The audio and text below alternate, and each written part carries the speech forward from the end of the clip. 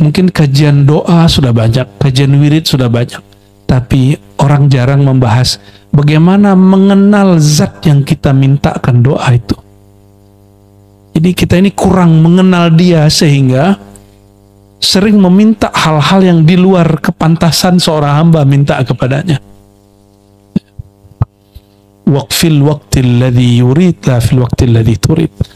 Allah itu jika ingin memberi, nggak nunggu maunya si hamba, tapi maunya Allah.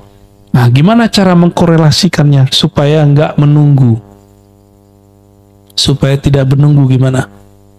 Itu tadi bab cinta. Apa kata Nabi SAW? Allah berfirman, jika Allah telah mencintai seorang hamba, kuntu sama'ahu, maka berubahlah pendengarannya, penglihatannya, termasuk kehendaknya, waktu yang dia mau. Jadi jika si hamba sudah dicintai Allah, kehendak si hamba lebur dalam kehendaknya Allah. Maka kapan si hamba mau terjadi, berarti itu maunya Allah. Bukan Allah mengikuti maunya hamba. Sejak kapan Allah mengikuti maunya hamba? Pantas gak Allah ngikutin maunya hamba? Atau hamba yang mesti ngikutin maunya Allah? Allah itu bukan presiden demokrasi, bukan. Allah itu maha adil, maha diktator. Hanya Allah yang boleh begitu. Tapi juga maha penyayang. Maka nggak boleh si hamba ngatur-ngatur Allah. Jadi di salah satu nama Allah, Malikul Mulk, Raja di Raja. Artinya Allah itu absolut, nggak boleh diatur-atur. Tapi apa yang dia atur itu pasti terbaik, pasti terindah. Jadi teman-temanku, saudara-saudaraku yang makan Allah, bagaimana caranya mengkorelasikan ini bahwa dia memilihkan apa yang engkau minta, bukan yang engkau pilihkan. Memilihkan waktu yang dia mau, bukan waktu yang engkau mau. Maksudnya, jangan lagi ada ikhtiar dan iradah di hadapan Allah. Ikhtiar dan iradah cukup kepada makhluk. Kalau di hadapan Allah, tiadalah iradahku, kehendakku, tiadalah kemampuanku, tiadalah kemampuanku. La haula wala quwwata illa billah. Jadi nggak usah tinggi-tinggi ngaji marifat, pakai la haula wala quwwata, selesai semua. Jadi marifat itu 3 aja. La ilaha illallah Muhammadur Rasulullah. Yang kedua, kalau orang udah nyebut nama Rasul berarti apa? Salawat. Berarti di situ ada cinta. Yang ketiga, la haula wala quwwata illa, berarti tiada dirinya kecuali dia ada karena Allah. Tiada kehendaknya kecuali kehendak Allah. Udah 3 itu marifat.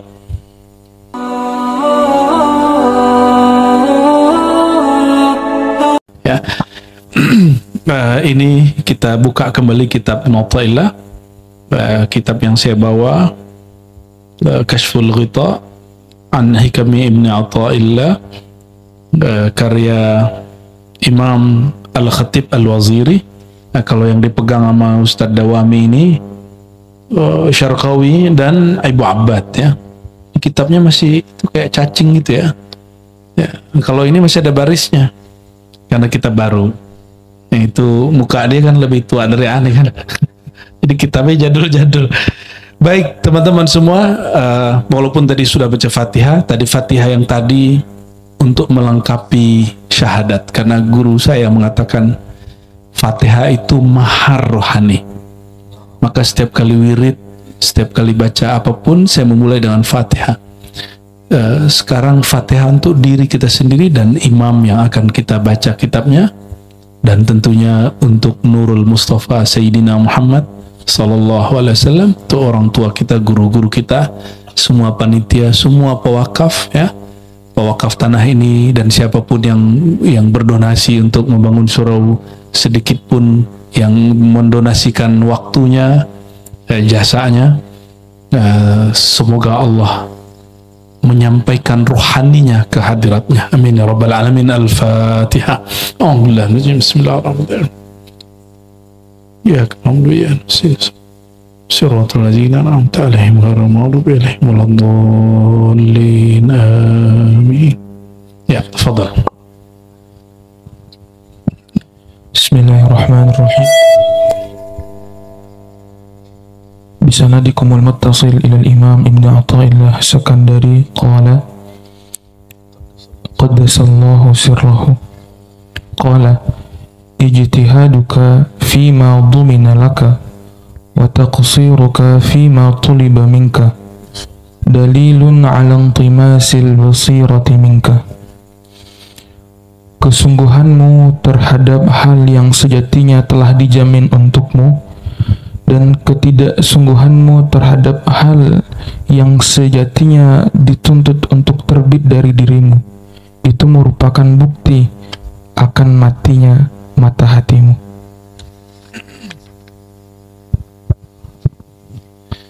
Bismillahirrahmanirrahim.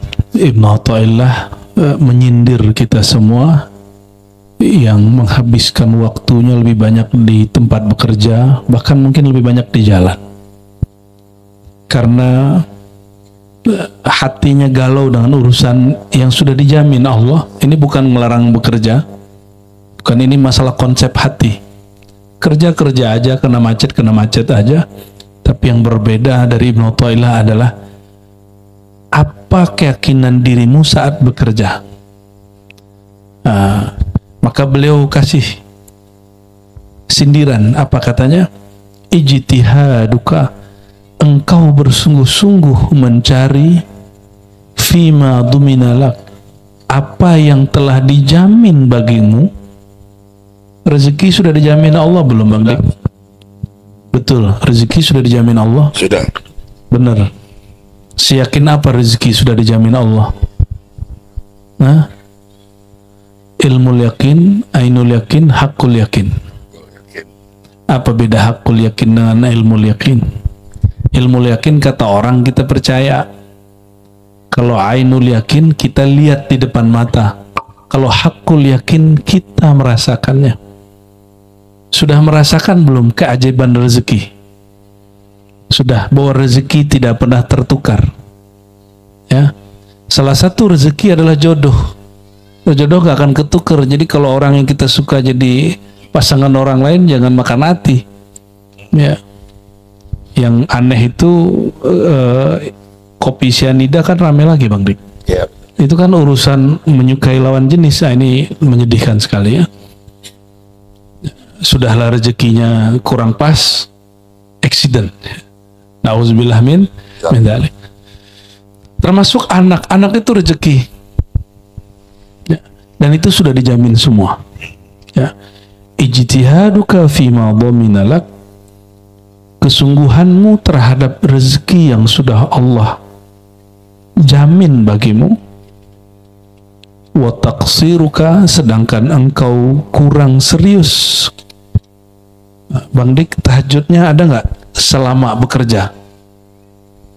Ada nggak yang bekerja? Kerjanya berapa jam sehari? Saya udah nggak kerja, Bu ya. Oh ya, ada yang lain deh. Yang kerja berangkat jam berapa? Berangkat jam 6, jam 7. Jam 7. Anggap PNS atau karyawan, berangkatnya jam berapa? Jam 7. Pulang jam 5, nyampe di rumah jam 7 lagi. Berarti 12 jam di luar rumah. Adakah di antara antum ini yang tahajudnya selama itu? Itu namanya kurang. Benar nggak? Katanya akhirat dan dunia mesti seimbang. Seimbang mah 50-50. 50% mau. Tidak. Jadi tidak ada ayat yang menyebutkan bahwa dunia dan akhirat itu seimbang. Yang ada itu Allah mengatakan ibtaghi fima ataqallahu daral akhirah. Surat Al-Qasas ya. Ini kopiahnya, oh kopiah Bugis ya. Saya baru carilah apa yang Allah berikan kepadamu, yaitu negeri akhirat. Dan itu nggak pakai tapi, nggak pakai dari, nggak pakai sebagian. Carilah semaksimal mungkin negeri akhirat. Tapi giliran dunia, apa kata Allah? Wala tansa nasibaka. Kamu jangan lupa ya. Kalau kita kan sekarang dibalik. Coba Ustadz hari ini, mohon maaf bahasanya dibalik. kamu nggak apa-apa ibadah, tapi jangan lupa duniamu. Begitu nggak? Nggak begitu. Ngomongnya gini, carilah duniamu sebanyak-banyaknya, nanti jangan lupa akhiratmu. Kebalik gak sekarang perintahnya? Kalau Allah nyuruhnya apa yang dicari? Nah, ayat ini bukan nyuruh sholat lebih lama daripada kerja, karena dalam pemahaman kami kerja itu juga ibadah. Kerja itu ibadah kalau amanah. Maka orang yang kerjanya amanah, dia sama dengan sholat sunat. Apalagi kalau dia pemimpin, dia adil. Pemimpin yang adil itu ditaruh di 7 daftar wali Allah yang ditulis di dalam hadis Bukhari. 7 wali yang Allah jaga di saat tidak ada penjagaan di hari kiamat. Nomor 1-nya siapa? Imamun adlun, imam yang adil, bukan ustadz, imam dulu. Maka sekarang banyak yang pengen jadi imam, banyak yang ingin jadi wakil rakyat, betul nggak? Mohon doa restu gitu. Ya nggak apa-apa, kan Bang Dik kalau nggak nyalon ya harus ada yang nyalon. Teman-teman yang melakukan Allah, ini ada kalimat yang agak keras di sini.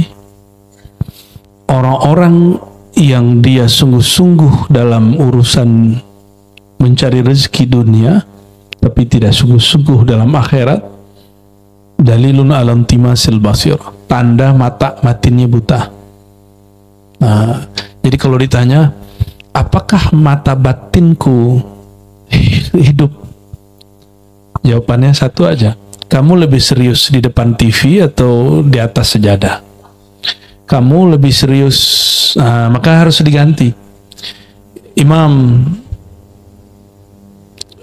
Al-Banani menukil seorang sufi di zaman dulu, namanya Dhahak. Dhahak ini secara harfiah artinya yang suka ketawa. Mungkin dia dulu suka ketawa. Kata dia, salah satu nikmat yang aku tidak peroleh bandingannya di dunia, rezeki yang luar biasa, mujalasatu ahli ilmi, duduk bersama orang yang kenal Allah. Mujalasatu zakirin, begitu di riwayat lain, duduk bersama orang-orang ahli zikir. Maka teman-teman, kalau nggak kuat zikir sendiri, gabunglah dengan orang yang suka berzikir. Ini sekarang diribat untuk zikirnya masih terbatas karena tempatnya terbatas. Di lantai 3 kita hari Jumat biasanya. Semoga tahun depan ini sudah jadi suraunya, nanti kita zikir bareng di sini. Kita nikmati hidangan-hidangan langit. Insya Allah. Kenapa kita sebut hidangan langit? Karena setiap kali orang menyebut nama Allah, sebenarnya Allah sudah duluan nyebut nama dia. Jadi kapan kan Allah ingat kita? Kapan Allah ingat kita? Sebelum kita ingat Allah. Ya. Duluan kita yang sholawat atau Rasulullah yang doain? Cuma secara syariat orang itu diajarkan ikhtiar. Man shalla alayya, siapa yang sholawat kepadaku, sallallahu alaihi asyra marrat, Allah sholawat kepadanya 10 kali. Coba perhatiin kalimatnya. Siapa yang sholawat kepadaku sekali, Allah sholawat kepadanya 10 kali. Kita sholawat, Allah sholawat. Duluan mana wujudnya? Duluan wujud Allah apa wujud kita?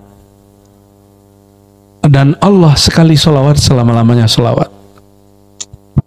Allah sekali ingat hambanya, selama-lamanya ingat hambanya. Inilah yang disebut zikir. Zikir itu mengingat pertemuan yang dulu pernah terjadi. Ada yang ingat gak? Ada yang ingat wajah Tuhan gak? Gak ada yang ingat. Karena gak ada yang ingat. Yang diingat itu pertemuan yang lama. Jadi semua rasa zikir hari ini itu hanya mengenang perasa yang lama itu. Karena Allah dulu, sekarang, nanti sama. Maka ingat yang dulu itulah yang disebut zikir. Maka zikir artinya mengingat. Kalau nyebut Allah, Allah, Allah, Allah, Allah, Allah, Allah, Allah, itu namanya menyebut. Subhanallah, itu namanya memuji. Tapi zikir dalam arti mengingat. Saya nggak bisa ingat wajah Allah pakai akal. Maka orang yang mencoba memikirkan Allah dengan akalnya pasti gila. Itulah kejadian ahli-ahli tasawuf dituduh penyebab kegilaan. Bener nggak? Dari dulu sampai sekarang? Tapi Bang Dik ini udah ketemu Syekh Hisham tahun berapa dulu? 2000, Syekh Hisham Kebani 2008. Udah gila belum? 2008 telat ya. Saya 98 udah berteater rekod Bang Dik. 98. Ya makanya saya jadi muridnya Buya. Loh bukan. Maksudnya aku gila nggak? Mana ada dokter gila kan? Nggak. Jadi teman-teman, ketika ada kejadian satu, jangan dipukul rata. Tahu nggak? Ada kelas saya, ada yang masuk UIN gila. Terus ngomong gini nggak? Kamu jangan masuk UIN, tergila, gitu nggak? Cek dulu dia gila itu karena masuk kampus atau karena sudah bawaannya nggak beres. Sama orang belajar zikir, belajar ma'rifatullah, kalau udah nggak beres, masuk ke situ, dia ikut nggak beres. Nah, namun syaitan itu seneng nggak ada orang ingat Allah. Saya di pertemuan bulan lalu saya kasih pertanyaan kalau nggak salah, yang paling banyak ingat Allah itu siapa? Ahli fikih, ahli akidah, apa ahli tasawuf? Jujur, bener, ini bukan melebih-lebihkan. Ahli fikih, ahli akidah atau ahli tasawuf yang banyak zikir. Zikir nggak usah pakai takwil, zikir subhanallah, subhanallah, subhanallah, alhamdulillah. Kalau majelis ilmu itu penakwilan terhadap kata zikir. Ahli tasawuf. Ambil satu tarekat Qadiriyah, itu ada zikir Ataqah namanya, sama dengan Naqsyabandi, sama dengan Samaniyah dan tarekat lain. Zikir Ataqah 70.000 la ilaha illallah. Mana ada selain orang tarekat begitu? Yang ada dibid'ahin. Padahal Al-Qur'annya mengatakan uzkurullaha dzikran katsira, surah Al-Ahzab. Hei orang beriman, zikir sebanyak-banyaknya. Banyak itu salah satunya angka 70.000. 70.000 banyak? Banyak banget atau banyak bingit? Syaitan suka nggak sama orang berzikir? Maka saya curiga yang membid'ah-bid'ahkan orang berzikir ini, jangan-jangan jangan diterusin Bang Dik ya.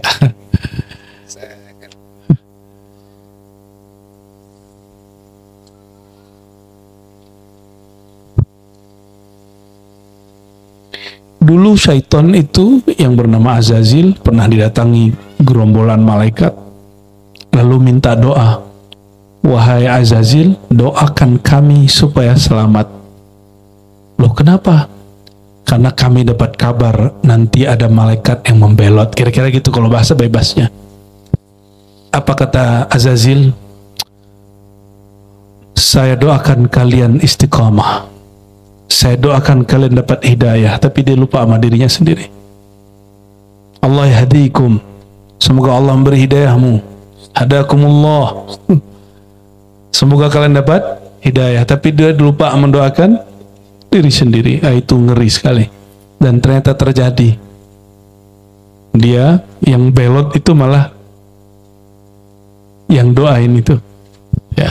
Nauzubillah min dzalik. Walaupun ini kisah Israiliyat, tapi ada benarnya ya. Kalau doain orang, mulai diri dulu ya. Ibda biman ta'ul, mulai diri kita dulu, baru kemudian orang-orang dekat kita. Baik teman-teman semua, apa kata Imam Khatib Al-Waziri? Ciri-ciri orang yang maghbun, yang rugi: ijtihaduka fi rizqikal madmun wa taqsiruka fi ibadatir razzaq ya. Engkau sungguh-sungguh terhadap yang sudah dijamin, tapi lengah terhadap yang belum dijamin. Itu dalilun annaka al-maghbun, tanda kamu itu kamu rugi ya. Makbun artinya rugi ya. Oke. Lanjut.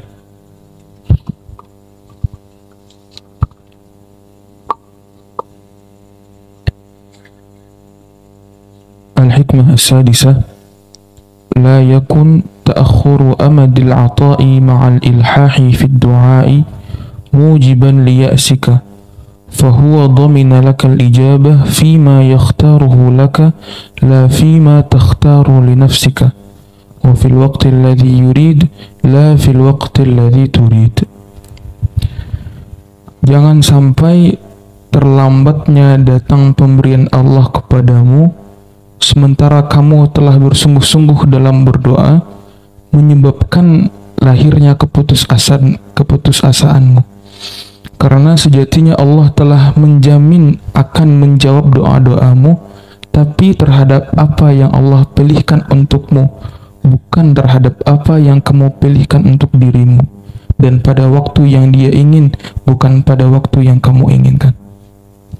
Baik, ini udah pernah sering kita bahas, namun karena memori manusia gampang terimpit oleh status-status Instagram dan YouTube, maka teks ini perlu diulang-ulang ya. Bismillahirrahmanirrahim. La yakun, janganlah hendaknya terjadi ta'akhuru amadil ata, ketika pemberian Allah terlambat turun kepadamu. Pernah kejadian nggak minta sesuatu di waktu tertentu tapi Allah belum kasih di waktu itu? Yang paling gampang yang jomblo-jomblo udah pengen melepas jomblo tapi belum ketemu, itu paling gampang. Atau yang belum punya dapat pekerjaan ingin dapat kerjaan, yang ingin dapat kendaraannya belum dapat, yang ingin dapat rezekinya belum dapat. Jawabannya apa? Jawaban beliau, jangan sampai pemberian Allah kepadamu itu telat sedangkan engkau serius berdoa dan berusaha, mujiban liya'sik, mujiban menyebabkan munculnya ya'sika, keputusasaan di dalam hatimu. Nah, sering nggak ngomong begitu? Saya sudah sekian bulan nih doa tapi nggak ada hasilnya. Ada yang ngomong begitu? Ya, sering ngomong begitu. Kalau pernah bicara begitu, ini yang disebut mujiban liya'sik, dan Allah paling tidak suka sama orang yang putus asa. Jadi ciri-ciri hamba yang tidak diterima jadi kekasih Allah, baru doa sedikit, baru doa setahun, 2 tahun, 3 tahun nggak dijawab, terus mengatakan doa saya nggak didengar kayaknya. Nah, orang-orang begini, sejak kapan Allah itu tidak dengar orang berdoa? Ada nggak? Pernahkah Allah tidak dengar satu bunyi atau tidak tahu dengan adanya lalat, semut? Pernah nggak? Semut di hari yang gelap, di tempat yang gelap, batunya hitam, itu Allah tahu. Masa cuma kita doa Allah nggak tahu? Nah, jadi keyakinan orang-orang seperti ini yang meyakini bahwa sepertinya doaku belum dijawab. Nah, keyakinan seperti ini yang kemudian membatalkan akidah ahlus sunnah wal jamaah. Allah mengatakan innallaha sami'un alim. Allah maha mendengar, Allah maha melihat. Terbayang sedikit Allah tidak dengar doa, batal nggak akidahnya? Batal akidahnya? Dan sudah berapa banyak orang Islam itu nggak Islam lagi. Itu sebabnya saya setiap kali mau mulai sekarang baca syahadat. Apakah baca sendiri atau bacanya berjamaah? Coba sebelum sholat syahadat dulu ya. Siapa tahu dari sholat ke sholat yang itu kita sudah batal syahadatnya. Contohnya yang tadi, itu bagian aneh kok dia dapat, nah, itu batal tuh syahadatnya. Ini bab hakikat ya, bukan bab KTP. Secara KTP masih Muslim, secara bab ilmu fikih masih Islam, tapi secara ilmu rohani, ilmu tauhid itu batal. Ilmu tauhid batal sudah. Makanya ahli hakikat itu agak tegas. Yang lembut itu ahli ma'rifat. Apa beda hakikat dan ma'rifat? Hakikat itu berbicara apa adanya fi hadratillah, di hadirat Allah Subhanahu wa ta'ala. Karena Allah itu Zul Jalali wal Ikram, itu tegas. Maka Allah bertajalli kepada Sayyidina Muhammad SAW, memantulkan sifatnya, yaitu sifatul jamal. Maka muncullah rahmatan lil alamin. Nah, kalau bab rahmat, orang begini masih bisa diselamatin. Orang yang mengatakan tadi, Allah ini apa, nasib gua kok begini mulu, berarti dia sedang meratapi nasibnya. Orang seperti itu secara hakikat batal, tapi secara syariat masih muslim. Ya. Bang Dik nih saya ngomong, atau Bang Dik ngomong, Ar-Razi ini nggak bakal diundang kalau nggak podcast sama Aneh. Pernah ngomong gitu nggak? Terbersit gitu Bang Dik, secara hakikat batal. Berarti sudah menduakan Allah. Ini contoh aja. Ya. Yang membuat saya diundang orang ngajar di mana-mana itu karena podcast sama Bang Dik atau karena Allah yang mau? Allah yang mau. Tapi saya ngomong nih, Bang Dik ini kalau nggak Aneh yang didik, wah binasa sudah. Nah, itu secara hakikat itu batil. Kalau dia seorang guru mursyid, itu mursyid yang di kolbunya ada syirik khafi. Ada syirik, sama Bang Dik ngomong kayak tadi, itu syirik khafi. Syirik khafi ini berbahaya. Syirik khafi itu syirik yang tersembunyi di dalam kolbu yang tidak tampak. Maka yang tahu cuma ahli kolbu. Nah, ini yang sering saya sampaikan sampai 2 bulan, itu yang kita ulang-ulang terus. Kulluka syirkun khafi. Semua yang engkau katakan ini kamu, ini darimu, itu syirik khafi.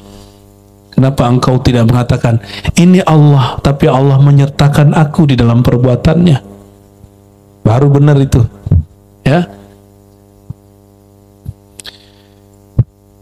Lalu beliau mengatakan, ya, nah ini yang membuat saya senang. Fahuwa dhamina lakal ijabah. Wahai murid, semua doamu sudah dijamin ijabah. Ini perkataan Ibnu Athaillah Sekandari. Semua yang ngaji hikam malam ini adalah murid Ibnu Athaillah Sekandari. Apa kata beliau? Wahai murid, semua yang engkau minta itu sudah dijamin ijabahnya. Pengen diijabah di dunia apa di akhirat? Di dunia. Beneran? Nah, yang mana nih? Ada yang dunia, ada yang akhirat gitu ya. Pengen masuk surga nggak? Tahu nggak nanti makom di surga itu makom tertinggi itu didapat bagi orang, salah satu yang tertinggi didapat oleh orang-orang yang doanya belum diijabah di dunia, diijabahnya di akhirat. Terus dia ngomong, ya Allah kalau begini sebaiknya dulu aku meminta, jangan ijabah di dunia, ya Allah ijabah saja di akhirat. Kenapa orang-orang yang berdoa itu ditinggikan? Karena orang berdoa itu merendah, maka di akhirat ditinggikan. Mau tahu wali Allah makom yang tinggi? Itu wali-wali yang dia merendah. Nah itu disebut ma'rifat. Kalau orang hakikat masih bisa tergelincir. Karena orang hakikat itu ada sedikit jalalnya. Dia lupa kalau dia masih hamba Allah, bukan Tuhan.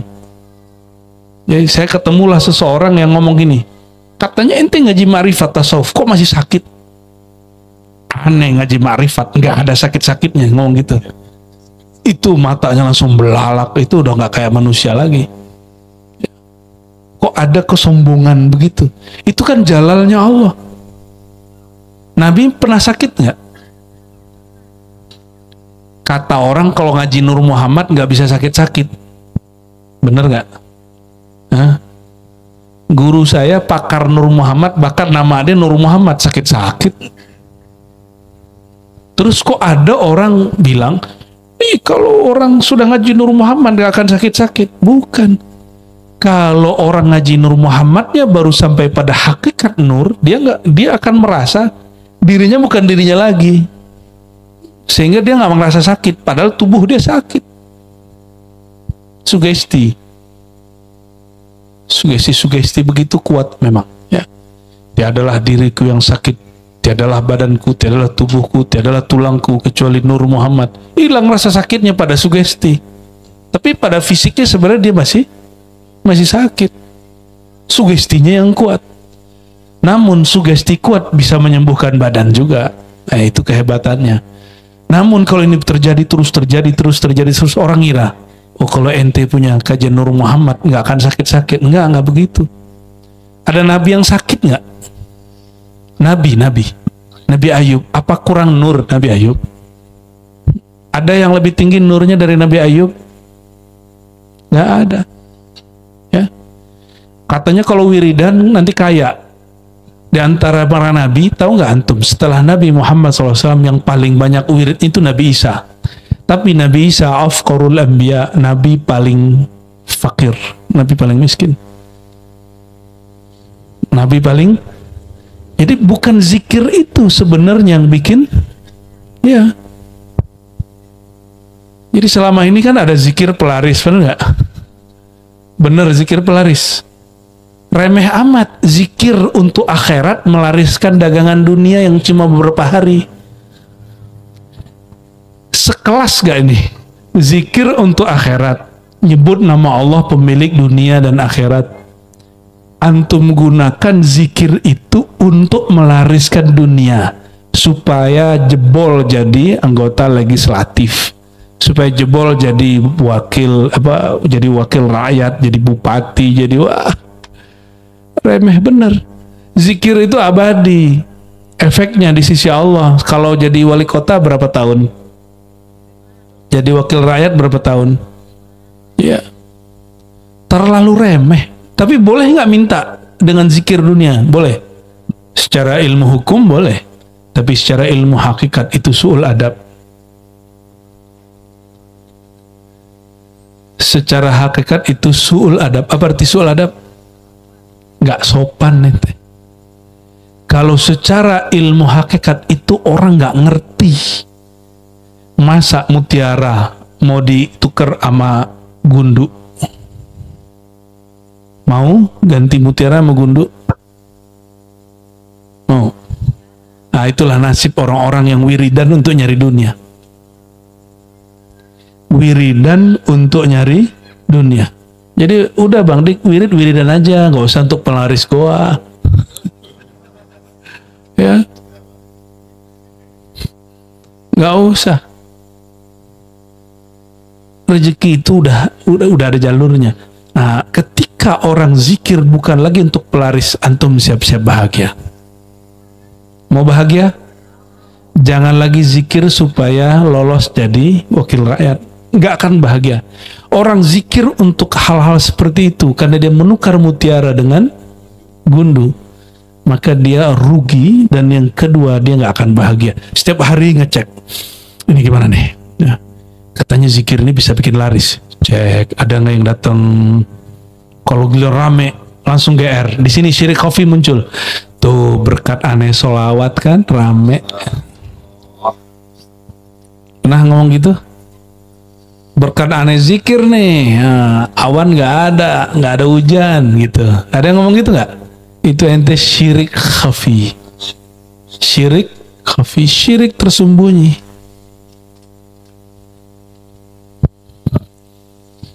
Nah, ini kalau ngaji hikamnya agak sedikit dimasukin ke babul haqa'iq. Oke, mau ditambah lagi? Saya belum masuk ke bab marifat, masih hakikat dulu ya, masih hakikat dulu. Fima yakhtarulak. Tapi Allah menjamin doa itu dijawab sesuai pilihan Allah untukmu, bukan sesuai pilihanmu untuk dirimu. Bang Dik punya anak umur berapa Bang Dik yang kecil? Yang kenceng. 4 tahun. 4 tahun. Malu ya? Anak rasa cucu. Enggak, masih muda toh? Masih muda ya, ubannya aja yang udah jelas. Ketika anak minta motor 4 tahun, kasih nggak? Kenapa? Karena sayang apa benci? Sayang lah, belum pantas ya. Ini dia. Berarti si anak tidak lebih mengerti dirinya daripada orang tua. Paham ya? Ketika orang tua menahan pemberian permintaan seorang anak, itu bukan karena benci sama dia, tapi karena sayang sama dia. Nah, inilah inti kajian hikam. Kajian hikam itu ingin ngasih tahu, kondisi kamu apa saja itu baik. Cuma mindsetmu yang jelek. Kondisimu apa saja itu baik. Karena Allah itu maha baik. Ketika dia menahan pemberian yang kau minta-minta itu, karena dia sayang denganmu. Kalau seandainya dikasih itu bocah 4 tahun, motor jatuh nggak? Tabrakan nggak? Nah, Allah itu kalau nggak sayang kepada si hamba, minta apa aja dikasih. Nah, ini hati-hati. Alamatul mal'unin al-matrudin. Ciri-ciri orang yang ditolak sama Allah, apa aja yang dia minta dikasih. Selevel Nabi minta ada yang nggak dikasih nggak? Ada. Apa doa Nabi? Ya Allah, la taj'al ummati yadribu ba'duhum fawqa ba'd riqaba ba'd. Jangan jadikan umatku yadribu ba'duhum riqaba ba'd. Umatku berselisih, bertengkar satu sama lain. Itu diaminkan? Tidak. Makanya hari ini orang belajar fikih tengkar. Baru hijrah, ternyata hijrah itu banyak alirannya juga. Ada hijrah ke kanan, ada ke kiri. Nggak tahu Bang Dik nih hijrah yang kemana nih? Bang Ronald hijrah kemana Bang? Gimana Bang Irwan? Ya, hijrahnya? Kalau antum hijrahnya ke Ustadz, banyak jalannya. Nanti ada ilir, ada mudik, ada kiri, ada kanan. Tapi kalau hijrah ke faman kana hijratuhu ilallahi wa rasulih. Kalau hijrahnya ke Allah aman. Karena Allahnya cuma satu. Kalau Ustadz banyak. Ya. Orang masuk thariqat, katanya hijrah masuk thariqat. Apakah orang thariqat itu adem-adem aja atau sekarang bertengkar? Tengkar nggak? Tengkar. Berarti bertorikot belum tentu beres. Orang torikot tuh, torik artinya jalan. Orang yang baru di jalan, nilai aja orang jalan hari ini. Jadi bertorikot belum cukup. Mesti sampai kepada hakal. Orang torikot hari ini cuma wirid. Padahal guru-guru kita ahli torikoh, mereka tidak hanya mengajarkan wirid. Mereka sebelum mengajarkan wirid, kenalkan dulu siapa nama yang diwiridkan. Hari ini baru ketemu Bang Dik misalnya nih Kiai. Pak Kiai, ijazahin zikir dong. Langsung minta ijazah. Langsung minta beban. Itu orang cerdas apa orang konyol? Ciri-ciri murid yang kurang arif. Baru ketemu minta wirid, berarti nyari beban. Seharusnya kalau baru ketemu bilang, tolong terima aku jadi murid, tolong doain supaya istiqomah, begitu aja. Gak usah minta wirid. Kalau dikasih sama gurunya 10.000 gimana? Ini amalinnya sholawat sehari 10.000. Kayaknya antum gak balik-balik lagi tuh. Jadi kalau ketemu gak usah langsung minta talqin, gak usah ngaji aja. Minta izin sama gurunya, izinkan saya ikut ngaji, ikut belajar. Gak tahu kalau guru di luar sana, mursyid di luar sana mungkin ayo talqin itu urusan mereka. Tapi kita sedang menghidupkan, ngaji dulu, kenali dulu yang engkau sembah, baru minta amalan sembahannya. Jangan nyembah dulu sebelum kenal, nanti nyembah hantu. Gak jelas siapa yang disembah. Sembah kan menghormati, mengabdikan diri. Maukah mengabdikan diri kepada zat yang tidak dikenal? Mau nggak? Nah, selama ini mohon maaf orang tua itu cuma ngingetin anak, kamu sholat. Tapi anaknya nggak diajarin siapa yang disembah di dalam sholat. Ya, akhirnya mohon maaf mungkin di antara yang hadir malam ini Ada yang merasa sholat itu beban waktu disuruh orang tuanya dulu. Bener nggak? Ya, bener ya? Ya, yang ngangguk-ngangguk, yang diam-diam malu, itu semuanya itu. Kira-kira lebih kenal Allah atau lebih kenal orang tua kondisi si hamba? Lebih mengerti Allah kebutuhan Bang Dik atau orang tua Bang Dik? Oke. Tapi anak kecil apa kata dia ketika orang tuanya nggak ngasih? Papa nggak sayang gitu ya. Ya, fa'akul lakum ayyuhal hadirun. Jadi saya sampaikan, ketika ada seseorang ngomong begini, Allah kok belum ngasih-ngasih ya? Itu rohaninya mirip seperti anak 4 tahun. Maka rohani itu ada kualitas umurnya. Jadi ada rohani dewasa, ada rohani masih anak-anak. Yang suka ngeluh, suka tersinggung, itu anak-anak. Yang suka baper, suka ngambek. Jangan dikira di Dinotorikot nggak ada orang ngambek. Banyak orang ngambek di Dinotorikot. Saya aja ketemu mursyid ngambek sama temannya mursyid, padahal gurunya satu. Nggak sapa-sapaan sampai mati. Katanya mursyid. Mursyid apa bullshit? Ya mohon maaf. Bagaimana dia mau mengajarkan orang jalan kepada Rasulullah, sedangkan jalan Rasulullah dia nggak tempuh.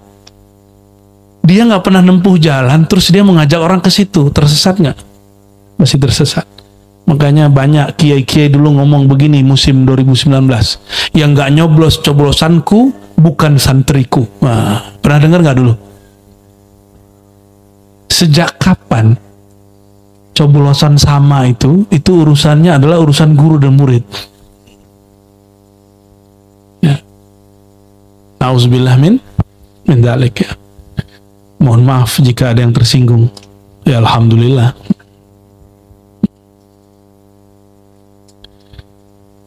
Presiden 2024 sudah Allah tentukan belum? Wah, sama kita santai aja ya.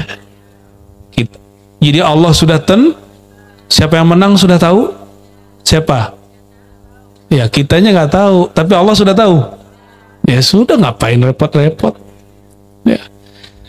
Jadi membingungkan hal yang sudah dijamin, itu yang disebut taksiruka, tanda-tanda batinnya mati, ketutup sama WhatsApp, ketutup sama hoaxnya di YouTube. Karena dia tidak mengaktifkan kecerdasan kolbunya, yang diaktifkan cuma kecerdasan handphonenya. Yang dulu pernah terlibat seperti itu, ya sesalilah. Kita ampun kepada Allah. Mungkin ada dulu orang yang kita sakiti dengan takbir-takbir kita. Dulu ada orang yang kita sakiti cuma dengan perbedaan pilihan kita ya. Ternyata yang dipilih jadi menteri. Kena pranknya. Lalu yang masih ingat nggak dulu? Nggak jadi deh, itu bab politik. Saya cut sampai di situ aja ya. Yang relevan dengan hikam aja. Orang itu akan jadi apa? Itu berdasarkan firasat seorang wali atau mau-maunya Allah. Ya. Tapi kan banyak orang yang udah pede, kegeeran kalau dapat isyarat. Wah, aneh dapat isyarat, ente bakal jadi gubernur. Segera maju. Ternyata jadi gubernur-gubernuran. Lumayan. Di banner doang. Padahal orang kalau dapat isyarat mimpi, isyarat kasyaf, itu terjadinya bukan berdasarkan hitungan orang yang menangkap mimpi dan kasyaf itu. Terjadinya tergantung maunya Allah Subhanahu wa taala. Ya, makanya jangan jual-jualan kasyaf ya. Jangan kemudian obral-obral firasat. Ya. Biasa aja, santai aja. Itulah anehnya orang zaman ini. Kita cerita mimpi ketemu Rasul, dia bilang itu kok diceritain ke orang, nanti jadi fitnah. Giliran ceritain kasyaf, ceritain firasat itu diceritakan, bahkan dibawa ke bab politik. Itu ngeri ya. Adakah dalil yang melarang mimpi ketemu Nabi diceritakan? Ada nggak? Ada nggak dalil yang mengatakan kalau kamu cerita mimpi nanti membawa fitnah? Ada nggak? Adakah kaidah begitu tertulis di dalam kitab-kitab yang mu'tabar? Nggak ada. Makanya para imam cerita mimpinya di kitab. Hatta Imam Bukhari bercerita mimpi dia ketemu Rasulullah Sallallahu Alaihi Wasallam.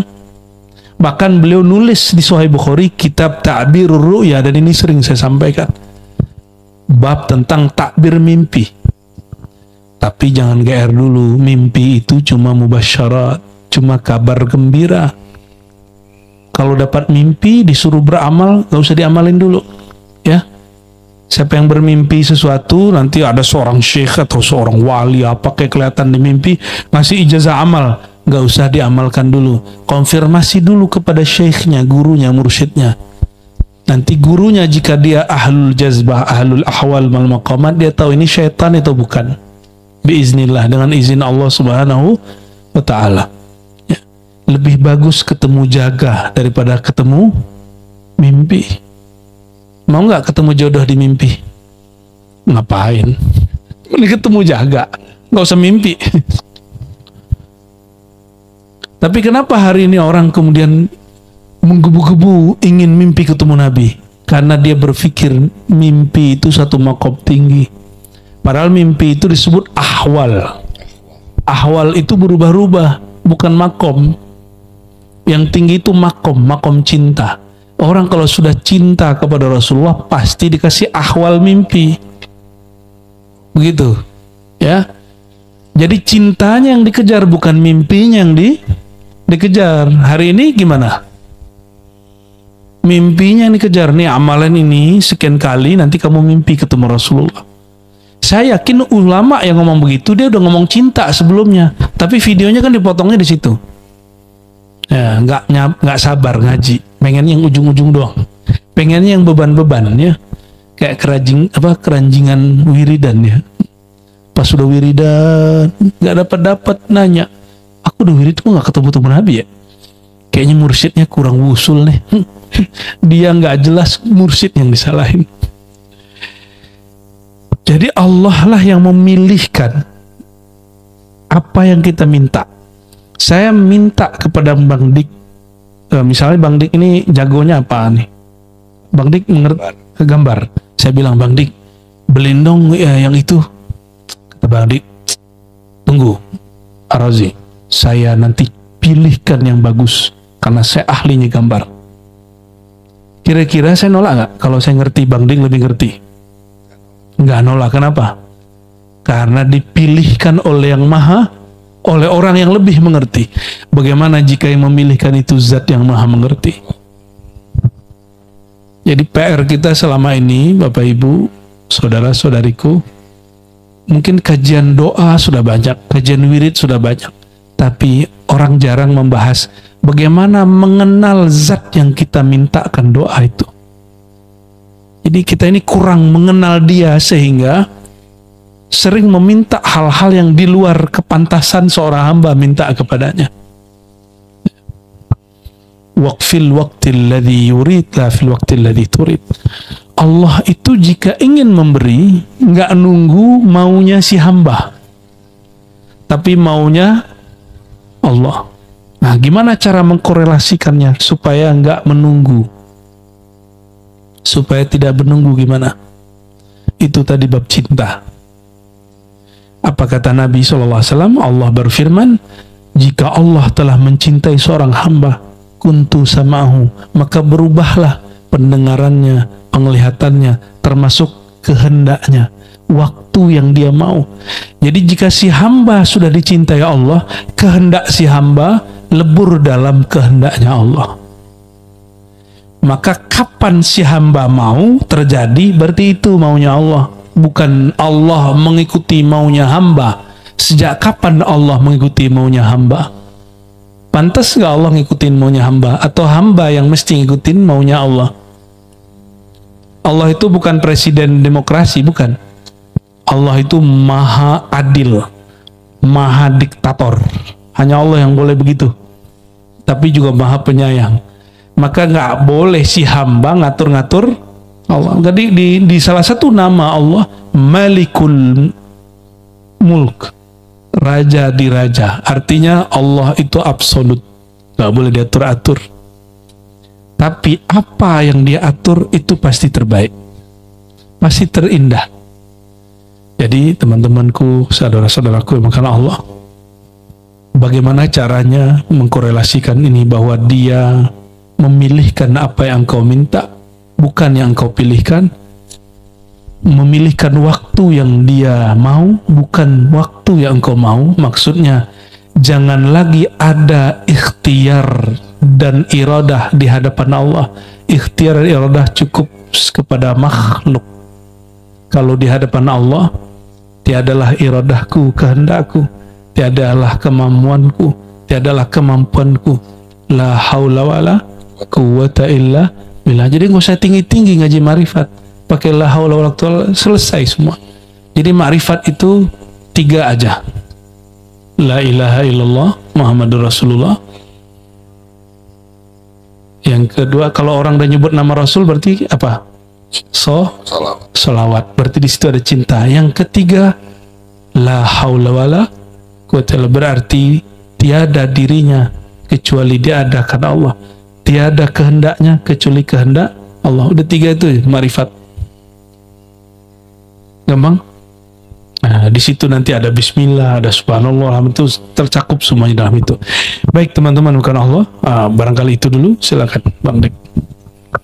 Masya Allah, boleh tepuk tangan yang ikhlas semuanya. Ya, saya jadi paham nih Buya, bahwa sesungguhnya kita tuh tidak punya cinta sama sekali ya. Kita hanya hamba yang ikut turnamen lomba mirip-miripan nama Allah ya Wadud yang maha menyintai. Jadi kalau kita berhasil dalam bab cinta, karena si hamba itu berhasil menyintai yang maha menyintai. Jadi sesungguhnya yang kita cintai, Allah lah yang menyintainya, dan Allah lah yang menjaga cinta itu. Ronald, Irwan, kita ada di sini karena kita ingin selalu menghadirkan rasa malu di hadapan Allah ya. Jadi warga Buaran dan Majelis Ribat, kita tidak ingin terkenal di sini. Justru kita ingin menyadarkan diri kita terlalu menjadi superstar, bintang dipuja dan dipuji. Dan kita akan nanti ada tanya jawab ya, ini dari warga yang begitu jauh sekali ya, dari Solok Sumatera Barat nyampe ke Buaran ini. Jadi Buaran siap-siap aja nih menjadi tanah yang penuh keberkahan ya. Mudah-mudahan warganya siap ya. Jadi ada menu-menu kearifan lokal di sini yang bisa dibawa pulang dari pelosok yang datang ke sini ya. Sekarang Adro nih mainkan secara tulus dan ikhlas. Siapa yang suaranya bagus diterima menjadi vokalis tinggi.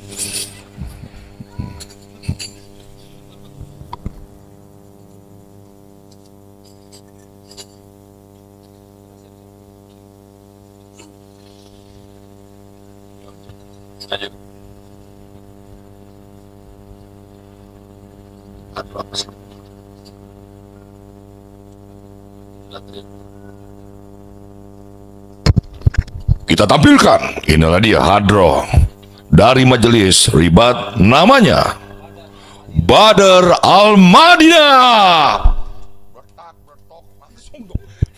Ulang lagi, ente mau langsung? Iya langsung ya.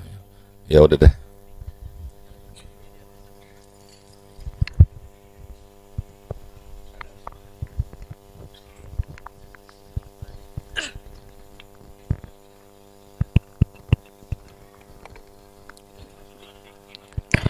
Allahumma salli wa sallim wa barik alaihi wa ala alihi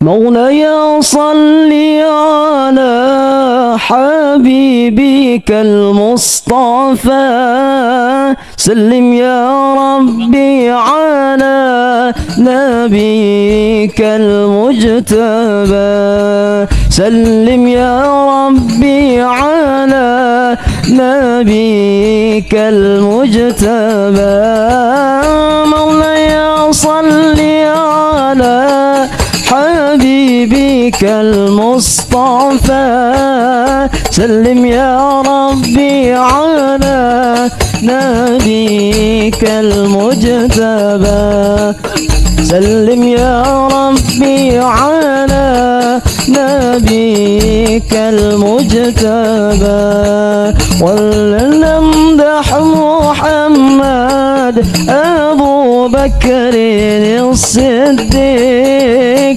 خير الصديق صديق سيدنا الخلفاء نرجو من فضل المولى أنعم لنا بالشفاء مولاي صل على حبيبك المصطفى سلم يا ربي على نبيك المجتبى سلم يا ربي على نبيك المجتبى ولنمدح محمد عمر بن الخطاب مبشرا بالجنة وبالعدل شهيرا نرجو من فضل المولى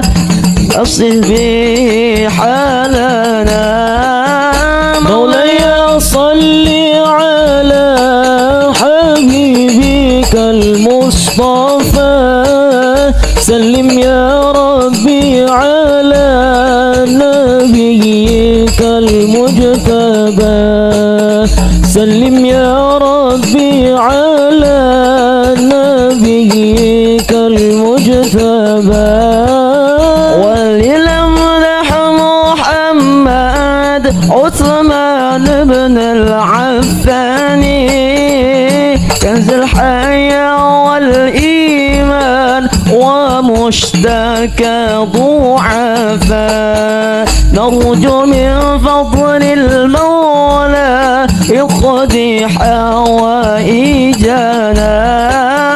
مولاي صل على نبيك المجتبى سلم يا ربي على نبيك المجتبى سلم يا ربي على نبيك المجتبى ولنمدح محمد كرم العاني حيدران سحر النبي الوالي والسيد الشرفاء نرجو من فضل المولى فرج به همنا مولاي صل على حبيبك المصطفى سلم يا ربي على نبيك المجتبى سلم يا ربي على نبيك المجتبى اللهم صل وسلم وبارك عليه. Yuk, boleh kita beri tepuk tangan buat Hadro Al-Badar Al-Madinah. Itu baru ya grupnya ya. Kemarin kayaknya majelis Sirakatul Maut kayaknya. Berubah mulu setiap hari. Iya, ingat. Ini kita ingin bertukar kabar ya, warga Buaran. Kita ditonton oleh negara Brunei dan Malaysia. Kita beri tepuk tangannya ikhlas semua. Luar biasa ya. Saya nih nggak bisa ngomong apa ya Ronald ya. Kelihatannya yang hadir tuh cuma ya 500 orang, tapi di luar sana ada jutaan orang. Mudah-mudahan ribat ini cepat kelar ya. Ya. Karena kalau hujan saya berpikir kemana lagi, di atas pohon kali kita ngajinya ya. Baik, sekarang waktunya pertanyaan. Kita persilakan dari warga yang paling jauh datangnya. Ini dari kota Solok, namanya Neng Uni Siti Hanifah. Monggo.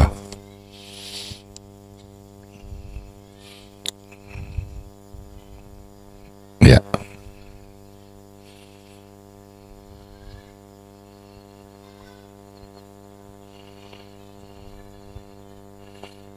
Bismillahirrahmanirrahim. Assalamualaikum warahmatullahi wabarakatuh. Waalaikumsalam warahmatullahi wabarakatuh.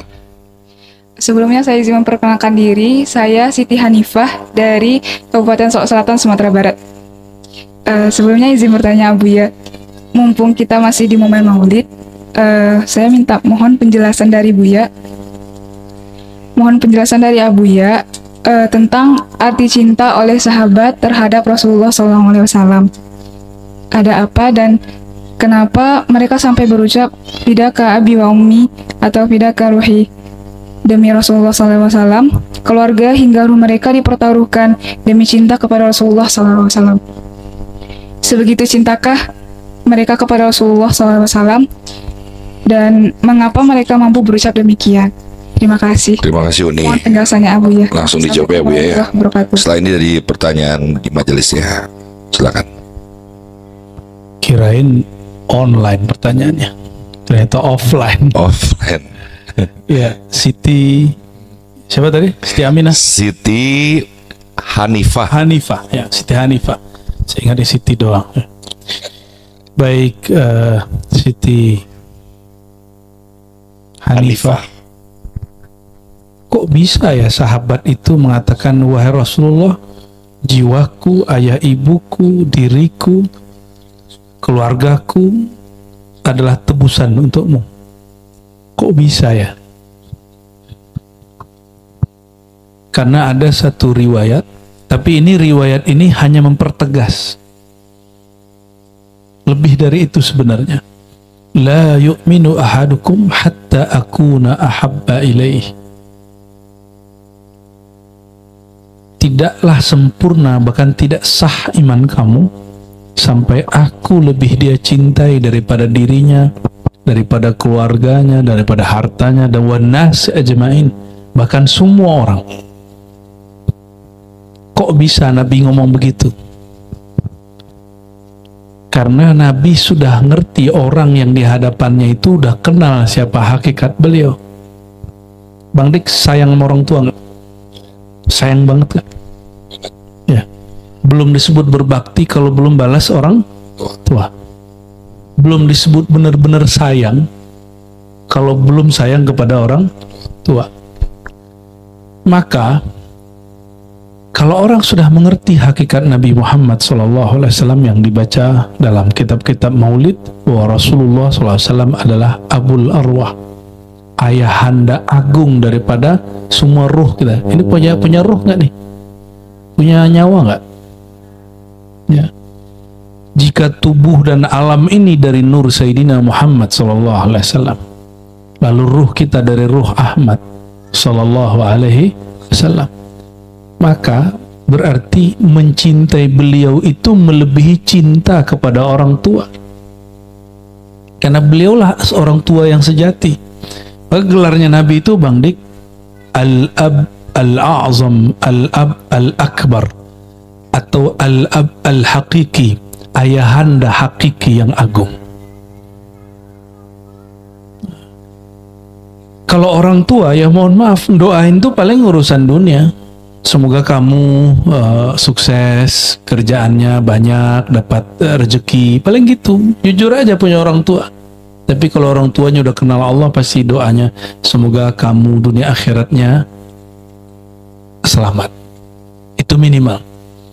Tapi kalau Rasulullah SAW, kenapa kita mesti lebih cinta kepada Rasulullah? Karena Rasulullah pun lebih cinta kepada kita.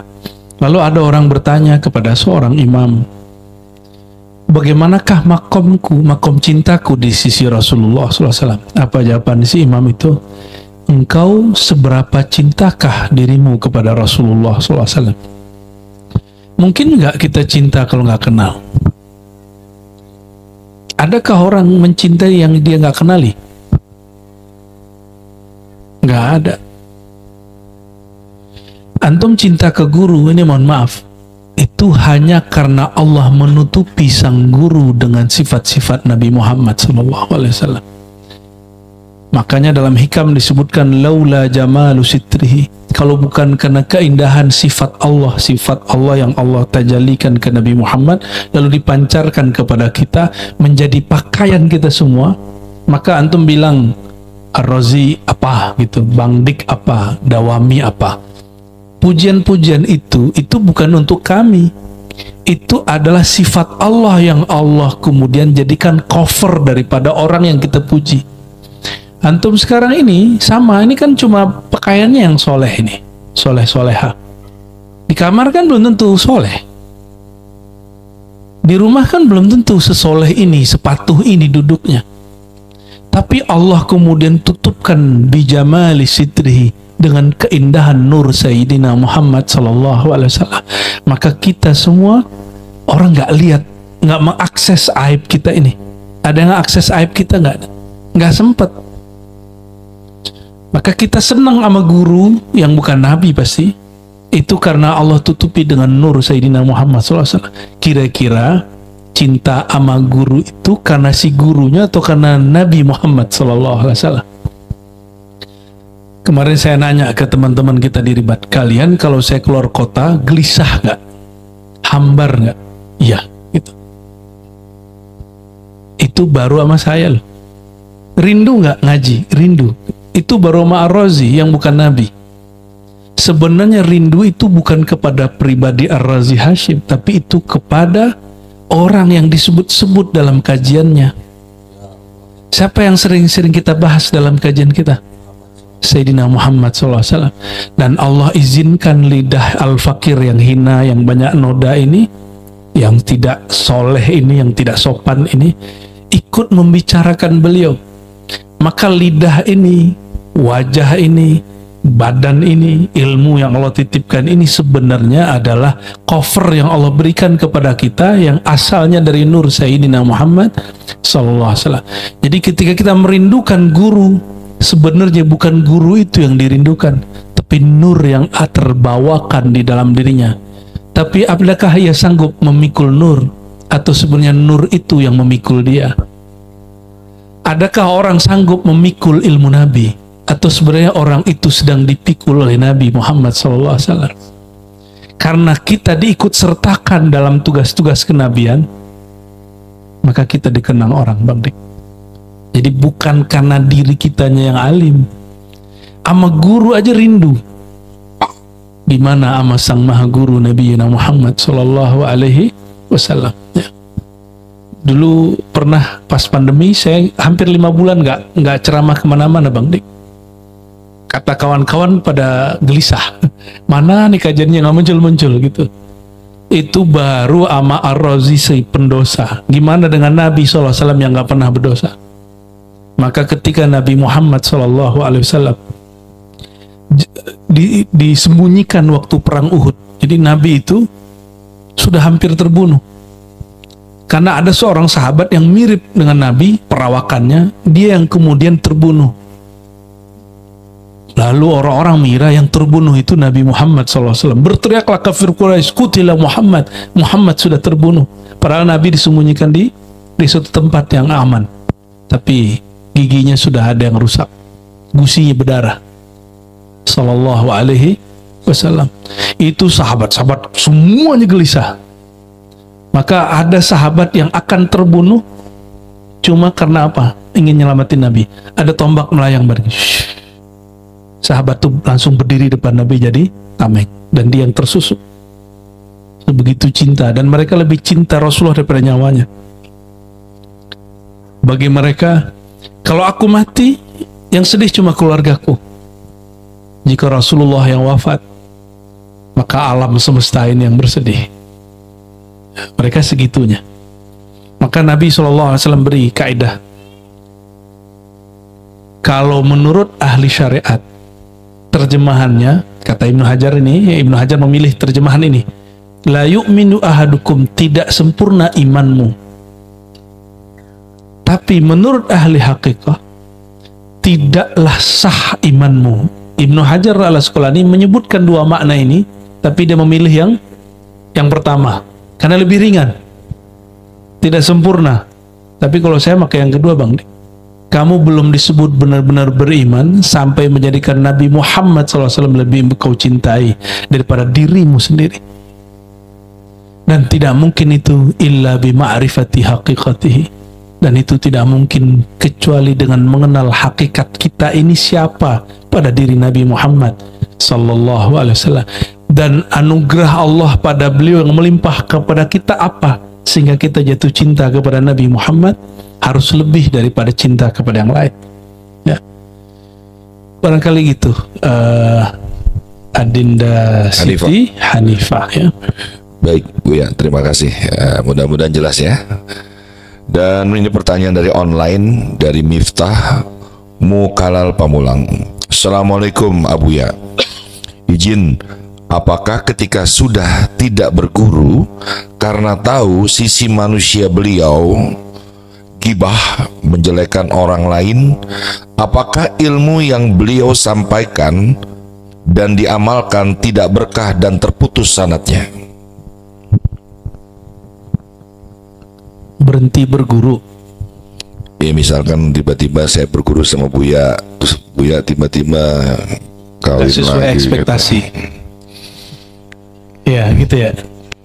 Hah? Ya gak sesuai ekspektasi. Iya, untung nggak denger. Udah ente aja jadi guru, itu jadi mursyid aja sendiri. Gitu ya. Kalau antum mau cari mursyid yang gak berdosa, ente aja yang jadi mursyid. Paham? Nggak ada mursyid yang nggak berdosa.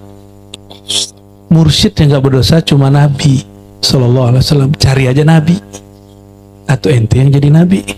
Nabi baru ke-26. Mana ada mursyid nggak berdosa? Ini bukan pembelaan terhadap mursyid. Betul, ada mursyid yang tergelincir banyak, tapi karena Allah nggak akan membiarkan mereka tergelincir kecuali ada satu rahasia. Ada rahasia di situ. Ya. Ada orang ninggalin gurunya cuma karena makan jengkol. Masa mursyid makan jengkol? Ada yang cuma karena gurunya minum berdiri. Ah, ini bukan ustadz hijrah ini. Ini bukan, tidak sesuai dengan sunnah ini. Padahal ada hadis Nabi minum berdiri. Buya, maaf nih Buya. Tadi yang jengkol tuh siapa ya Buya? Buya ya. Kayaknya kamu deh. Buya kayaknya kalau jengkol dimakan. Bukan Banik, bukan saya. Ya. Saya kan nggak terlalu doyan sama jengkol. Cuma kalau ada dimakan.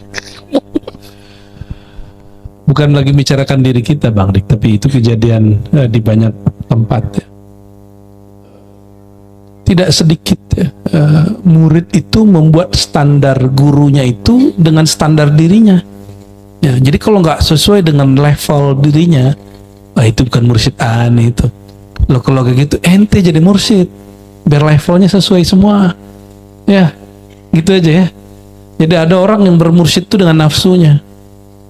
Itu sebabnya guru yang hebat itu yang bisa menghancurkan nafsu antum itu, keakuan itu.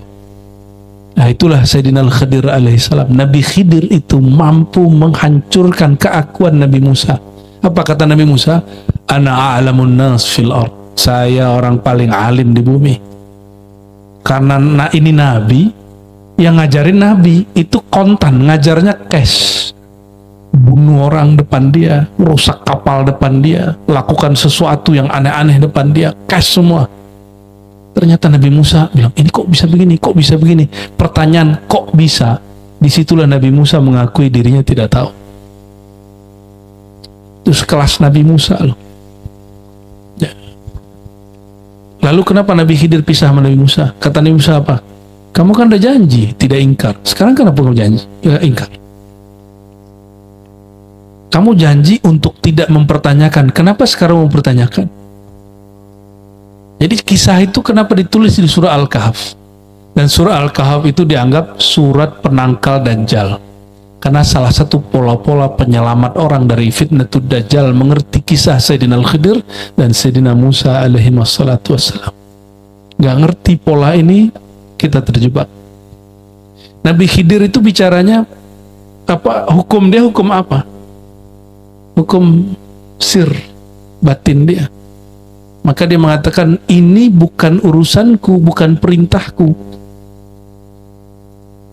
Tapi dia nggak bilang Allah. Nah, ini ma'rifat.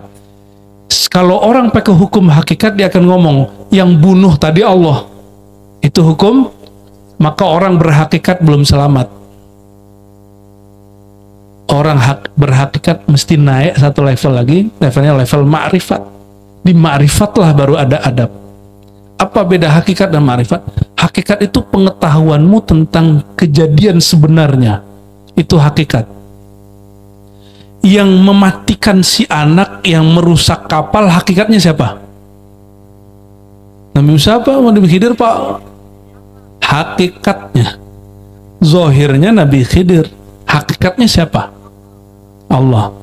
Tapi orang yang punya adab, hal yang buruk secara kasat mata, secara hukum syariat, tidak boleh kemudian dipulangkan kepada Allah.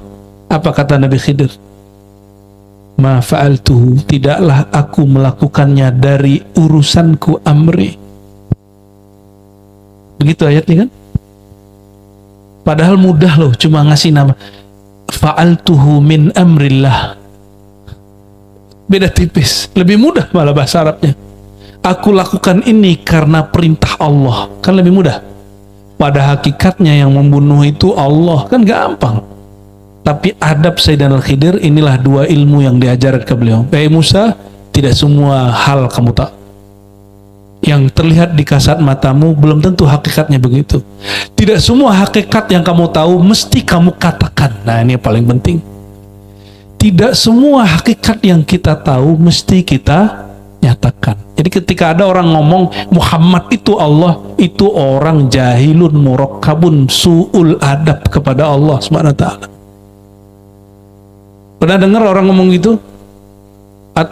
Muhammad itu Allah. Itu buruk adab kepada Allah Subhanahu wa taala. Nabi pernah ngomong gitu nggak? Katanya antum ahli ma'rifat, itu baru di hakikat.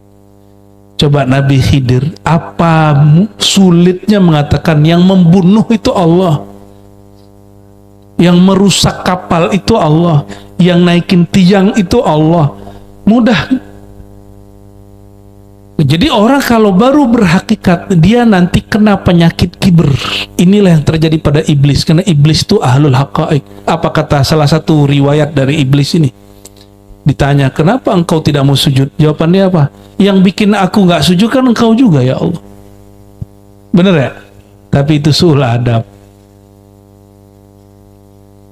Su'ul adab.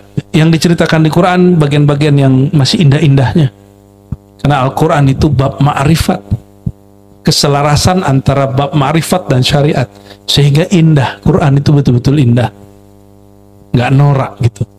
Hari ini orang-orang norak-norak ngomong hakikat itu, ya, kita agak ngeri-ngeri juga dengernya, ya. Ya. Diriku, di dalam diriku ada Tuhan. Waduh. Berarti Allah muat dong dalam diri dia. Ini benar secara hakikat, tapi secara bab ma'rifat nggak benar, karena nanti pasti multitafsir. Ente semulia apa kok Allah ada dalam dirimu, kan gitu nantinya. Yang benar kalimatnya seperti disebutkan di Quran. Ala bidzikrillah tatmainnul qulub wazkur rabbaka fi nafsik. Indah sekali itu bahasa di surah Al-A'raf. Ya. Ayat 200 berapa itu? 203 atau 204 205. Wazkur rabbaka fi nafsik. Bagian-bagian akhir. Sebutlah Allah Rabbmu, penciptamu di dalam dirimu. Allah nggak bilang di dalam dirimu ada Allah, nggak begitu. Tapi bahasa hakikat begitu. Maka teman-temanku pengkaji ma'rifat, pengkaji hakikat, ini nasihat untuk diri saya. Kalau ada saya keceplosan, tolong diingetin, ya. Kalau antum keceplosan, saya ingetin, saling mengingatkan kita, wa tawasau bil haq wa tawasau bis sabr. Siapa tahu lagi datang nakalnya ya, terus ngomong begitu. Perhatikan bab adab. Adab itulah inti dari orang bermakrifat.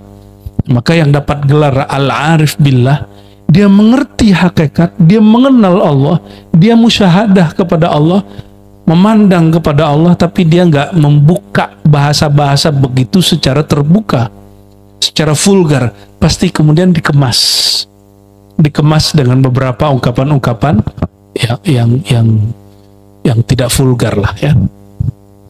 Maka sejauh ini saya menjaga itu.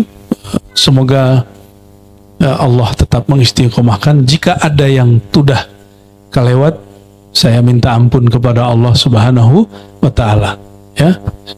Oke, tentang kisah Nabi Musa, Nabi Khidir, yang pertama apa? Tidak semua orang alim itu mengetahui segala sesuatu. Berarti di atas seorang alim ada.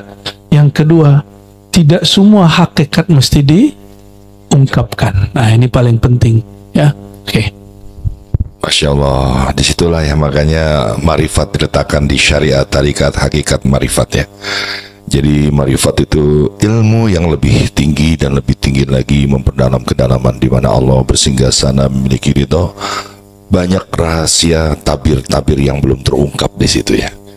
Baik, ini waktu tinggal 25 menit lagi Bu ya. Kayaknya kalau kita lempar pertanyaan ke majelis ya, selesai nih. Izin baca ya, baik. Nggak jadi. Kita baca lembaran lagi dari Al-Hikam.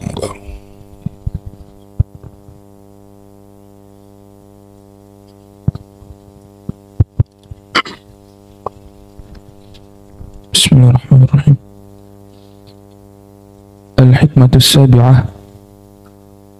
La yushakkikannaka fil wa'di 'adamu wuqu'il maw'udi wa in ta'ayyana zamanuh.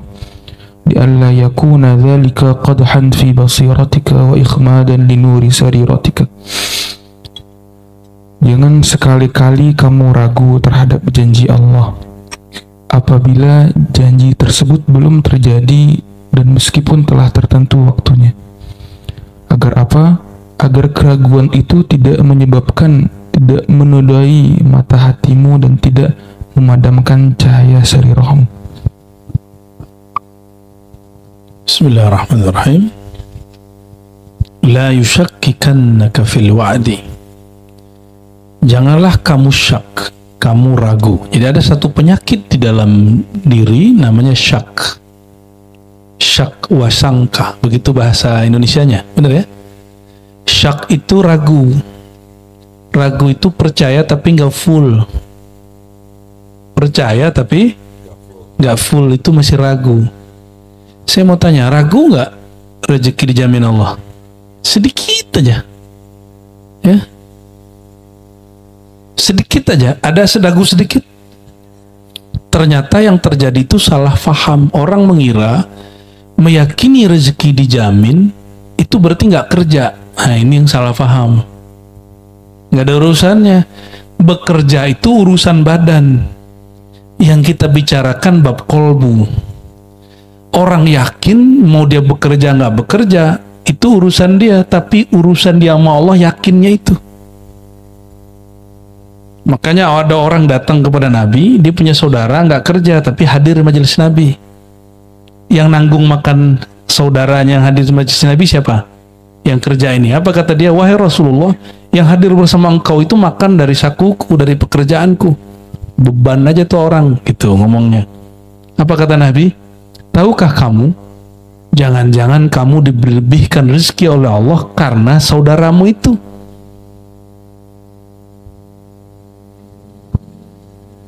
Itu kata Nabi Sallallahu Alaihi Wasallam. Oke, yakin nggak Allah menjamin full rezeki kita? Bener.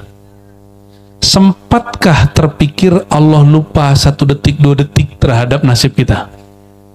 Kalau ada yang begitu, kafir. Orang begitu kafir.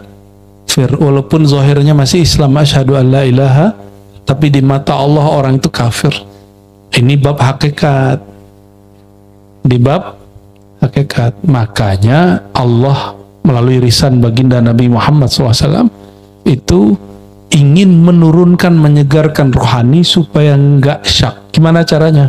Itu hadis yang masyhur kita baca terus.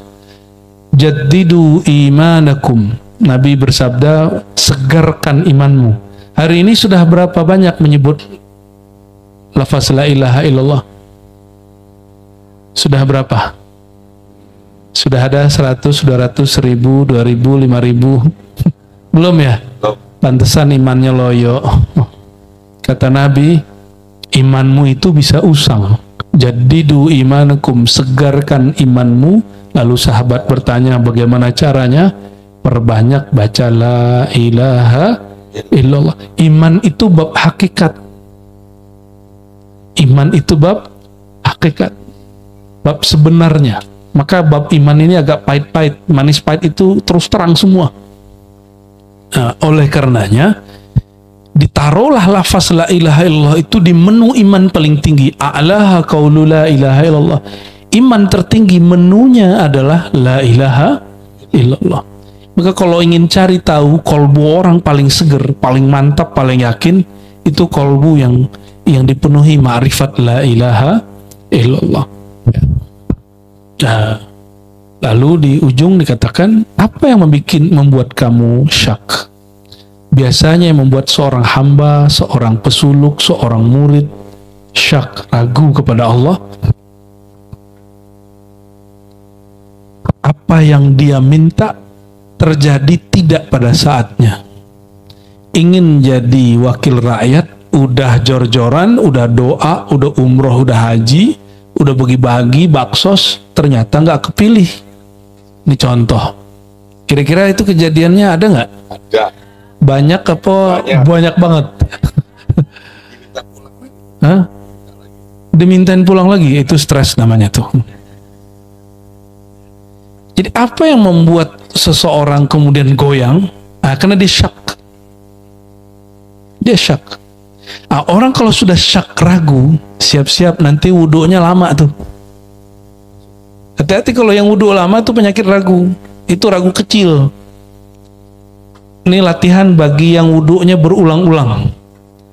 Lakukan selama 3 hari. Jadi sebelum wudhu baca auzubillah, lalu berwudhu sekali-sekali. Cepat-cepat langsung keluar dari tempat wudhu. 3 hari. Nanti hari keempat lakukan 2 kali. Muka 2 kali, tangan 2 kali. Sampai hari ke-7 baru kembali ke 3. Coba rasain. Nanti wudhunya nggak lama. Yang wudhunya setengah jam, terus kemana-mana. Kebayang nggak? Padahal Nabi SAW mengajarkan tanazzafu, hendaklah kamu bersih, berpakaian bersih.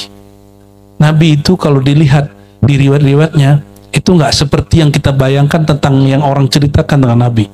Yang orang ceritakan tentang Nabi kan Nabi itu lusuh, Nabi itu hidup susah.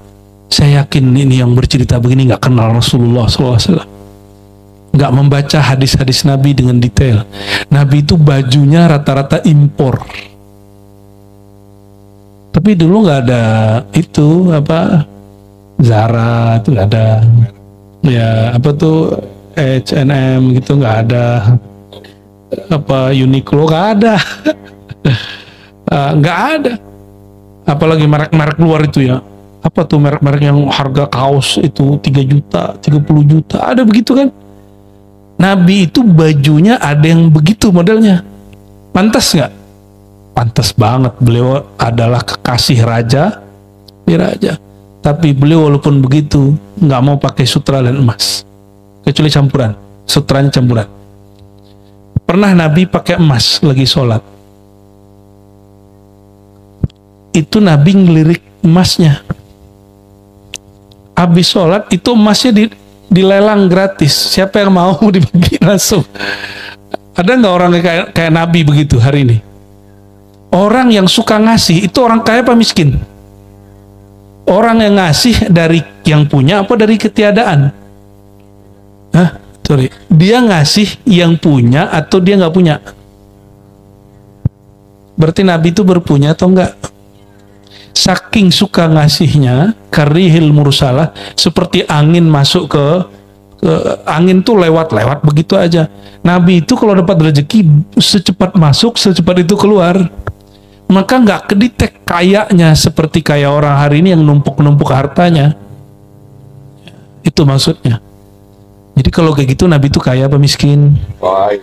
Cuma bergaya miskin. Tapi bagaimana beliau bergaya miskin?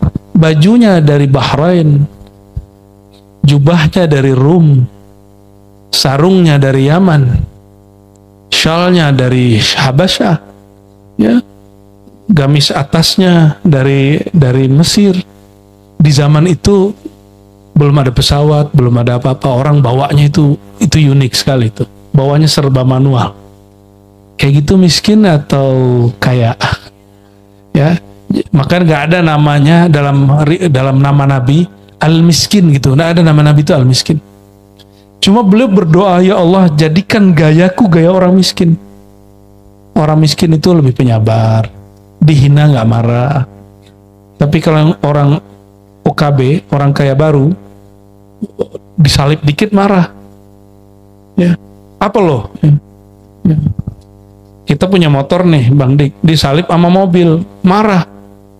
Lu nggak tahu gue punya mobil di rumah, gitu nggak Bang Dik? Belagu kan? Begitu orang hari ini. Jadi udahlah pakai motor butut, terus disalib orang ngamuk. Nah, udahlah kismin, sombong.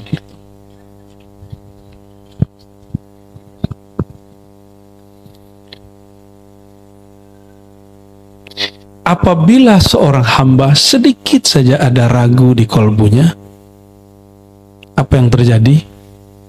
Nur Muhammad di kolbunya padam. Itu yang disebut nur sarirah.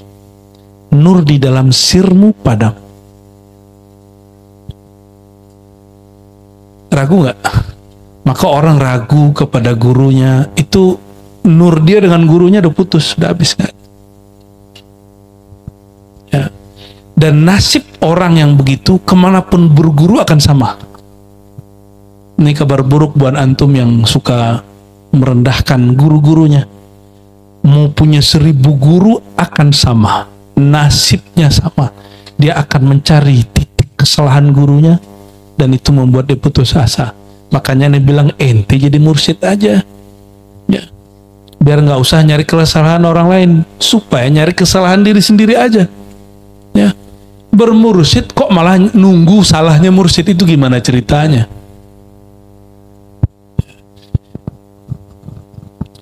Barangkali begitu Bang. Masya Allah, jelas ya Bab ragu tadi ya. Kita sholat, kita puasa, kita sedekah, tapi masih ada keraguan. Kalau kata Buya, dipertanyakan seluruh ibadah-ibadahnya itu, gitu ya, Buya. Baik, ini pertanyaan, mungkin pertanyaan terakhir kita beri khusus buat warga Buaran. Monggo, ya silakan maju ke depan, Mas. Langsung ke pertanyaan. Dia termasuk rajin nih Buya nih, hadir terus nih. Sini sekali-sekali di depan sini, di depan Hadro Al-Badr Al-Madani Nabawi. Ya tenang dong, nggak boleh marah, baru belajar alikam. Gimana sih ente? Iya. Assalamualaikum warahmatullahi wabarakatuh. Saya Fajar dari Pamulang, Bu ya. Sebelum bertanya, salam dari ayah saya. Doa sehat dan selalu dijaga dari segala cobaan buat Bu ya. Langsung pertanyaannya Bu ya. Karena saya alumni jamaah YouTube ya. Seputar YouTube. Jadi ada momen-momen ketika kajian tentang terutama bab tauhid dan tentang zat Allah itu masuk gangguan setan. Jadi membuat pikiran ini berpikir tentang zat Allah. Jadi setan tuh mengeksplorasi daya jelajah hayal kita, pikiran kita, kolbu kita gitu ya. Pertanyaan saya, gimana cara mengatasinya? Mungkin ada zikir tertentu atau cukup istighfar dan buang ludah 3 kali ke kiri misalnya. Berkaitan dengan itu Buya, Bang, mohon izin Bang, jangan ngeludah Bang. Kuburan kucing ente langkain. ya, berkaitan dengan itu Buya, saya kan masih awam. Kata mursyid saya, kalau ada ijazah yang kita gunakan harus ketemu langsung dan minta sama orangnya. Jadi saya minta ijazah sama Buya terkait A'udzubillahi minasyaitonirrajim. Asyhadu an la ilaha illallah wa asyhadu anna Muhammadar Rasulullah. Wal awalu wal akhiru wal dhahiru wal batinu wa huwa bikulli syai'in alim. Itu saya ambil dari YouTube. Jadi saya izin sama Buya minta ijazah karena itu ternyata untuk mengatasi stres, mengatasi anxiety kalau bahasa anak sekarang, penyakit-penyakit mental, dan ini perlu buat saya pribadi dan mungkin banyak juga anak-anak muda yang sekarang mungkin di kerjaan kena tekanan, stres dan lain-lain. Itu sih Buya. Jazakallah khair. Baik, luar biasa. Boleh tepuk tangan buat Fajar. Beliau nih kalau masuk surga nih karena dia majelis dunia maya ini tergantung subscriber. Iya. Terima kasih Fajar ya. Monggo Buya. Baik. Apabila ngaji ma'rifat terus pikirannya ikut nakal gitu ya. Terus mencoba membayangkan Tuhan, maka ikuti kajiannya dari awal. Kajian ma'rifatullah itu ada yang ma'rifatullah untuk akal, babnya dalil pembuktian dalil dari selain Allah. Apakah pakai akal sendiri atau pakai nas teks? Jadi mana bukti Allah satu, kul huwallahu ahad, pakai kalamnya, bukan pakai zatnya, bukan pakai wujudnya, pakai teks surat Al-Ikhlas ayat 1 gitu. Itu dalil nakli. Ada dalil akli, bukti Allah adanya alam. Kayaknya Allah itu butuh alam supaya dibuktikan ada, begitu ya? Begitu kan selama ini? Apa bukti Allah ada? Ada alam. Seandainya nggak ada alam, Allah ada nggak? Terus untuk apa bukti dengan alam? Nah, disinilah bertengkar sedikit antara ahli hakikat dengan ahli kalam, ahli ilmu akidah. Bagi ahli ilmu akidah, ciri-ciri atau tanda-tanda Allah itu ada, alam ini ada. Maka mereka ahli kalam, kata Ibnu Athaillah, mendalilkan Allah itu ada bukan dengan dirinya Allah itu sendiri, tapi dengan selain Allah. Jadi membuktikan Allah itu ada dengan zat yang sebenarnya zat ini berasal dari ketiadaan. Bagi Ibnu Athaillah itu dalil sah tapi kurang sempurna. Bagaimana mungkin engkau membuktikan keberadaan zat yang maha ada dengan alam yang dulu pernah tidak ada? Itu kurang cerdas katanya. Tapi di ilmu kalam itu udah cerdas bener, itu bisa ngomong begitu. Nah, terus gimana bagusnya? Kalau saya sudah ketemu Bang Dik, masih perlu nggak cari pembuktian Bang Dik itu ganteng, tampan? Gak perlu, cukup pandang wajahnya, wajah dia sendiri itulah bukti bahwa dia itu laki-laki gitu, maco gitu. Tapi kalau belum, cari foto atau cari tetangganya, itu si Bang Dik doang itu bener orangnya tampan. Oh ya, nanti kumpulin 3 orang, orangnya baik gitu. Jadi dapat ceritanya dari orang. Kalau sudah ketemu dan emang orangnya seperti itu, masih perlu pembuktian orang itu nggak? Lebih kuat yang mana? Ketemu langsung dengan orang yang membuktikan dengan yang selain dirinya, dengan orang lain. Mengenal Bang Dik lewat tetangga atau mengenal langsung, itu lebih keren yang mana? Lebih sahih yang mana? Oke. Allah itu pernah jauh gak? Yang jauh itu kamu. Allah itu gak pernah jauh, yang jauh itu kita. Karena Allah gak pernah jauh, maka perlukah membuktikan Allah itu dekat? Allah itu tidak pernah tidak ada. Lalu perlukah kita membuktikan Allah ini ada dengan alam yang tadinya pernah tiada dan akan tiada?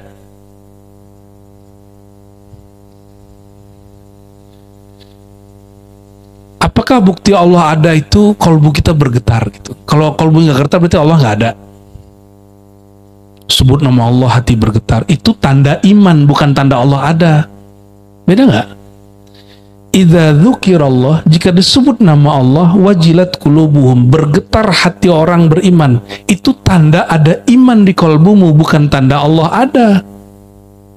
Jadi kalau saya nggak getar hati saya ketika nyebut nama Allah, bukan berarti Allah tiada. Yang nggak ada itu iman saya. Jangan dibalik-balik. Maka bagi ahli hakikat, cara pembuktian Allah itu ada, diajarkan murid-muridnya menyebut nama Allah, rasakan getaran di kolbunya. Jika kolbunya bergetar, itu disebut persaksian kolbiyah, baru disebut asyhadu ente bener. Itu bener level 1. Kalau masih pakai akal, akal masih bisa digoyang. Makanya ada orang murtad walaupun dia cerdas. Kenapa? Argumentasi akal ini bisa digoyang. Yang nggak bisa digoyang itu argumentasi kolbu. Dan ini diakui oleh Raja Rum. Apa kata dia? Iman kalau udah masuk ke dalam kolbu kamu kalau sudah bergetar walaupun sekali, nggak akan pernah nur iman itu keluar. Ketutup iya, keluar nggak. Ya, terhijab mungkin iya, tapi keluar tidak. Maka orang-orang yang ditanamkan ma'rifat oleh orang tuanya sedari kecil, senakal apapun dia, semaksiat apapun dia nanti, pasti balik. Walaupun sesaat sebelum meninggal. Makanya kita kalau ngeliat ada orang aneh-aneh, sabar-sabar aja, tunggu aja. Ini orang pasti ada titik baliknya. Yang belum pasti itu kita. Jangan lihat orang gitu. Titik balik kita di mana kita nggak tahu. Yang ada titik jungkir balik. Jadi cara memahami Allah itu jangan pakai akal saja. Akal itu untuk alam. Wa tafakkaruna fi khalqillah. Mereka bertafakur, berfikir terhadap ciptaan Allah. Nggak pernah Allah nyuruh mereka memikirkan zat Allah. Jadi akal ini dia tadinya tidak ada, lalu Allah ciptakan bersamaan tubuh ini. Berarti akal ini tugasnya ngurusin alam ini. Akal itu nggak pernah mampu memikirkan zat yang sudah ada sebelum akal. Allah lebih dulu atau akal lebih dulu? Sanggupkah akal menembus alam ketuhanan yang disebut lahut? Belum Tuhannya loh. Belum Tuhannya. Ada alam disebut alam lahut. Alam ketuhanan, bukan Tuhan itu. Alamnya alam ketuhanan, tapi itu bukan Tuhan. Oke. Gak usah jauh-jauh. Orang jatuh cinta aja banyak yang gak masuk akal. Apalagi cinta kepada Allah Subhanahu wa ta'ala. Apalagi ma'rifat kepada Allah Subhanahu wa ta'ala. Oleh karena itu, jangan pikirkan Allah dengan apa akalmu, tapi rasakan Allah dengan kolbumu. Saksikan Allah dengan ruhmu. Karena ruh itu tidak bertempat di tubuh. Ruh itu tidak berupa, tidak berwarna. Yang berwarna itu jiwa. Makanya aura-aura itu di jiwa. Ruh kita nggak ada warnanya, nggak ada tempatnya. Di mana? Itu asrar rahasia Allah. Jika ruh sudah begitu, apalagi yang meniupkan ruh. Maka yang mampu menangkap perhatian Allah itu hanya ruh. Jadi jangan coba-coba menangkap argumentasi tentang Tuhan dengan akal, pusing-pusing sendiri. Inilah maksud Imam Fakhrur Razi dan gurunya Al-Juwaini. Apa kata beliau? Aku menyesali hidupku karena sibuk berdebat dengan ilmu kalam. Ya, ternyata hanya qila wa qala, kata ulama ini dalam kitab ini. Lalu beliau kembali kepada akidah taslim, menyerahkan Allah sesuka-sukanya. Allah itu bab zauk. Ya, yang mampu mengenal Allah itu sendiri. Nah, inilah perkataan Abu Bakar yang sering saya baca. Orang yang disebut kenal Allah ketika dia mengaku dirinya tidak kenal Allah, baru Allah kasih dia makrifat. Jadi kalau masih ngerasa akal nih sanggup, nggak Allah kasih. Nah, makanya hadis Tirmidzi yang menyebutkan doa tadi, Bismillahirrahmanirrahim, wal awwalu wal akhiru wal zahiru wal batin, itu ayat itu dimensinya dimensi lahutiyah, alam ketuhanan, dan itu penyembuh penyakit-penyakit orang salah mikir tentang Tuhan. Nah, nanti lain waktu kita syarah apa rahasia baca huwal awwalu. Sudah ada manfaatnya di kajian-kajian tertentu ya, tapi orang belum menjelaskan. Dalam maksud saya, apa yang dimaksud huwal awwalu, huwal awwalu wal akhiru. Nanti mohon diingatkan Bang Dik, ini ada rahasia di situ. Barangkali itu sahabat-sahabat hikam yang makan Allah, saudara-saudariku, ini termasuk baca hikam terbanyak. Ada berapa nih? 1, 2, 3, 4 ya? 5 3 4 ya, biasanya 2 aja udah banyak banget, sekarang bisa 3 atau 4 ya. Mohon maaf jika ada salah kurang. Mari kita tutup dengan zikir sejenak ya. Mau zikir? Ya, tapi ini bukan talqin ya. Talqin khas nanti. Ikuti lagi ya. Asyhadu an la ilaha illallah, asyhadu anna Muhammadar Rasulullah. Yang kuat. Asyhadu an la ilaha illallah wa asyhadu anna Muhammadar Rasulullah. Coba sekarang kendalikan dirinya, pegang dadanya sendiri. Asyhadu an la ilaha illallah wa asyhadu anna Muhammadar Rasulullah. Ikuti ya Allah. Ya Allah, aku bersaksi, aku percaya, aku menyatakan diriku, nyawaku, tubuhku, tulangku, dagingku, kulitku, rambutku, sekujur tubuhku, sepenuh jiwaku, dari nurullah. Ikuti, dari nurullah, nur Muhammad sallallahu alaihi wasallam. Al-Fatihah. A'udzubillahi minasyaitonir rajim. Bismillahirrahmanirrahim. Alhamdulillahi rabbil alamin, arrahmanir rahim, maliki yaumiddin, iyyaka na'budu wa iyyaka nasta'in. Ihdinas siratal mustaqim, siratal ladzina an'amta 'alaihim ghairil maghdubi 'alaihim waladdallin. Amin. Inna Allaha wa malaikatahu yusalluna 'alan nabiy. Ya ayyuhalladzina amanu sallu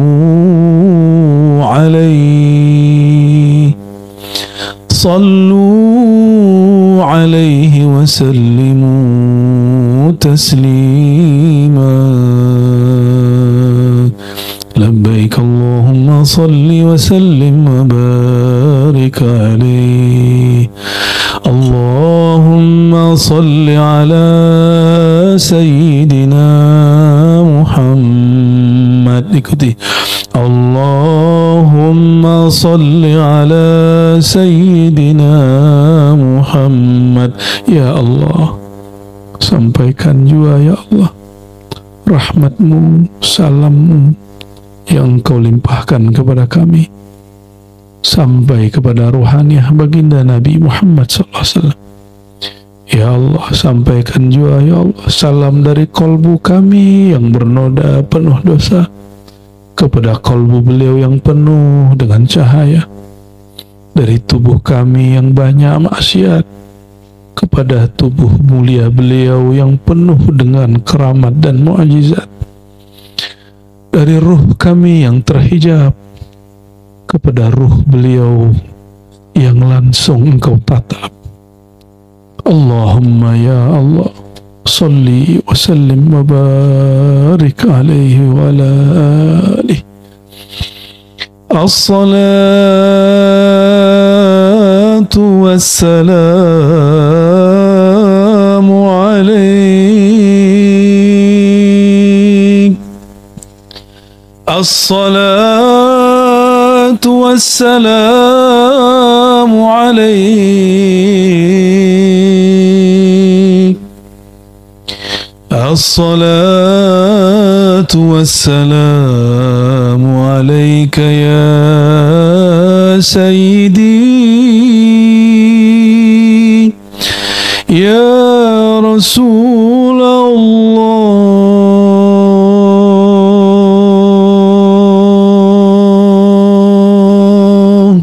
Baca salam dari dalam kalbu. Wahai Rasulullah, salam atas engkau. Wahai Rasulullah, salam dari ruhku kepada ruh engkau, dari kolbuku kepada kolbu engkau, dari jasadku kepada jasad engkau.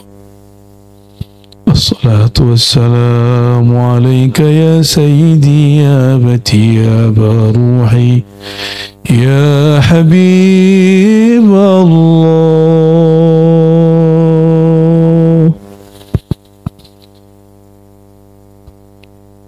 Allahumma a'inna ala dhikrika wa syukrika wa husni ibadatik. Ya Allah, bantulah kami mengingat engkau. Bantulah kami yang hadir malam ini untuk menyebut nama engkau. Jadikan kolbu kami salah satu rumah dari rumah-rumah engkau. Jadikan lisan kami menjadi alat untuk memuji engkau. Jadikan rumah tangga kami menjadi rumah yang sibuk menyebut nama engkau. Amin ya rabbal alamin.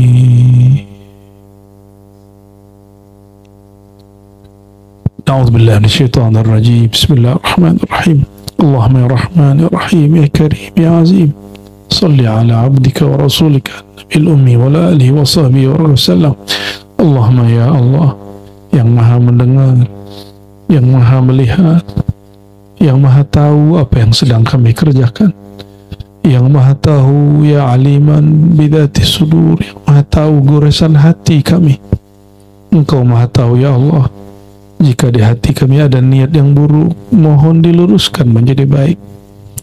Jika di hati kami ada penyakit, mohon disembuhkan ya Allah. Jika di hati kami ada rasa tersinggung, mohon disembuhkan ya Allah. Jika di hati kami ada rasa kecewa, mohon disembuhkan ya Allah. Jika di hati kami ada dendam, mohon disembuhkan ya Allah. Jika di hati kami ada sombong, mohon disembuhkan ya Allah. Jika di hati kami ada kelalaian, ada kekerasan, keras hati, mohon disembuhkan, dilembutkan ya Allah. Allahumma ya Allah, di antara kami hanya berniat ingin mendekat kepada engkau ya Allah. Fayassir lana at-turuq ilaika ya Allah ya qarib ya sami' ya mujib. Ya Allah, mudahkanlah jalan kami mendekat kepada engkau. Dengan cara mudahkanlah kami mendekat kepada orang-orang yang dekat kepada engkau. Allahumma ya Allah, ya muqallibal qulub, ya musarrifal qulub, wahai yang membolak-bolak hati kami, ya Jabbar, ya Qahar, wahai yang mengubah hambanya, yang mengubah semua yang dia mau hanya dalam sesaat. Wahai yang punya nama Jabbar, wahai yang punya nama Qahar, ya Allah, ubahlah hati kami yang tadinya gelap menjadi terang. Yang tadinya keras menjadi lembut, yang tadinya tidak ingat Engkau jadi banyak mengingat Engkau, yang tadinya tidak kenal kekasih Engkau menjadi kenal kekasih Engkau. Ya Allah, tambahkanlah cinta kami kepada Rasulullah SAW. Tambahkanlah rindu kami kepada Rasulullah SAW, sehingga nafas kami adalah kerinduan kepadanya. Kami bangun rindu kepadanya, kami tidur memimpikannya. Allahumma ya Allah, nashhadu annahu huwa aqrabu al-ibad ilaik. Kami tahu ya Allah, beliau adalah hamba terdekat kepada Engkau. Maka izinkan kami ya Allah menjadi hamba yang dekat kepada hamba-Mu yang terdekat itu ya Allah. Allahumma ya Allah, ya Nur, ya Nur, ya man huwa nurun ala nur, ij'alna nura, bal ij'alna anwara. Ya Allah, Sang pemilik cahaya yang menciptakan cahaya Nur Muhammad sallallahu alaihi wasallam, leburkanlah diri kami ya Allah, jadikanlah diri kami bercahaya dengan nur Engkau, Nur Muhammad sallallahu alaihi wasallam, sehingga akhlak kami mengikuti akhlak Nabi Muhammad sallallahu alaihi wasallam, yang tidak mudah tersinggung ketika diusir oleh kaumnya, yang tidak mudah emosi mendoakan laknat bagi yang menyakiti dirinya, yang tidak mudah untuk berputus asa ketika gagal dalam usahanya. Allahumma ya Allah, ij'alna min warasatin Nabi sallallahu alaihi wasallam. Ya Allah, walaupun kami bukan orang yang alim baca kitab, bukan yang alim baca hadis, jadikan kami pewaris Nabi, yaitu sifat-sifatnya, pewaris cintanya, pewaris perjuangannya, meskipun kami tidak layak menjadi pewaris ilmunya. Allahumma ya Allah, Allahumma ya Allah, kami tidak layak menjadi kekasih Rasulullah, tapi dengan rahmat Engkau jua ya Allah, mohon layakkan kami menjadi pengikut Rasulullah sallallahu alaihi wasallam.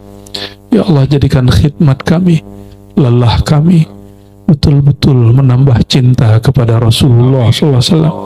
Ya Allah, jika ada niat kami yang belum sempurna ya Allah, mohon ya Allah, luruskan kembali mengikuti niatnya Nabi Muhammad sallallahu alaihi wasallam. Allahumma rabbana atina fid dunya hasanah wa fil akhirati hasanah wa qina adzabannar, wa khtim lana ya Allah bi husnil khatimah. Ikuti ya Allah, ya Allah, dari dalam hati, ya Allah, ya Allah, ya Allah, ya Sami' ya Mujib, istajib da'watina. Wa sallallahu ala sayyidina Muhammad wa ala alihi wa ashabihi wa li baitihi wa zurriyatihi wal mahdi khalifatihi wa sallam. Walhamdulillahi rabbil alamin. Subhanakallahumma wa bihamdika, asyhadu an la ilaha illa anta, astaghfiruka wa atubu ilaik. Assalamualaikum warahmatullahi wabarakatuh.